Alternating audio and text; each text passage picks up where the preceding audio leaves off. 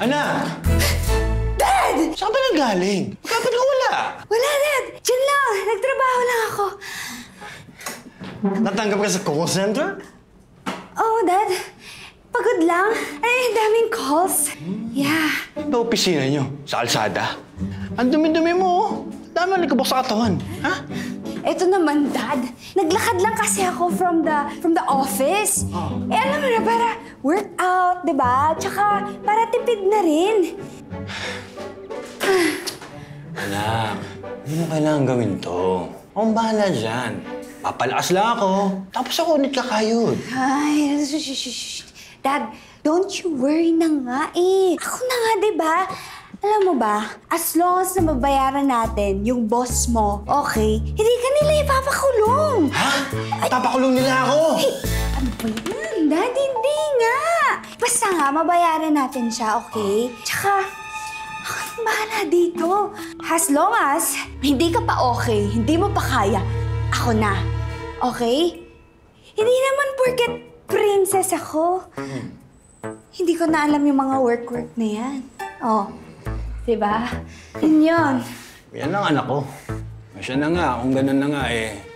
May papayo ko lang sa'yo na isa puso mo ang work mo para hindi maging mahirap para sa'yo. Enjoy mo lang para maging very light ang lahat. Okay? Okay na, Dad. Okay na, Dad. Okay? Pagod na ako.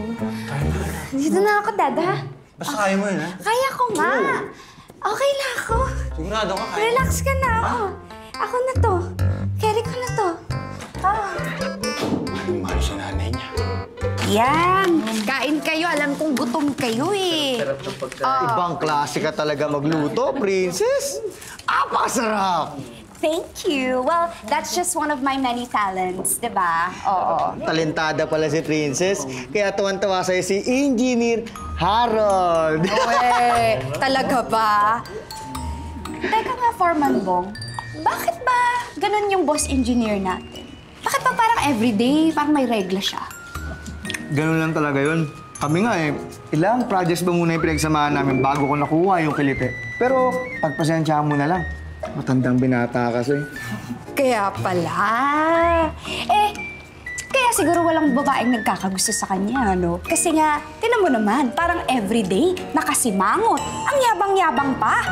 Baduy na baduy pa yung forma niya. Walang sense of fashion. Diba? Eh, pati na mo, trying hard din siya mag-English. Akala mo naman, ma-intimidate tayo sa pa-English-English niya. Sorry hindi mo kasing galing mag-English. Boss, kain po tayo. Break time niya ba? Ako? Boys, balik tayo. Kay Joel, balik. Oh, buhatin mo ba? Sinasabihan ka, hindi ka nakikinig. Wala ka dyan. Wow! Gwapo mo naman, boss, today, oh. Ganda ng mga mata. Ganda ng forma. Very, very... vintage. Kumain ka na ba, boss? Ito, may pagkain ako para sa'yo. Masarap to. Sumunod ka sa office ko.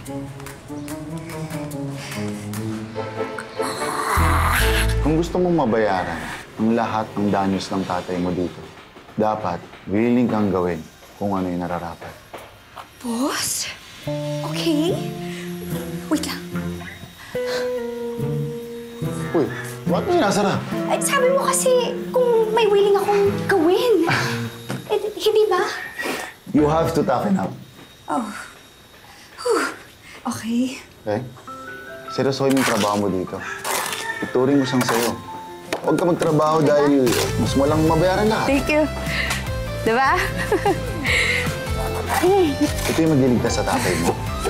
Sa dad ko. Ayusin mo. Isa puso mo. Gawin mo ng tama yung trabaho mo.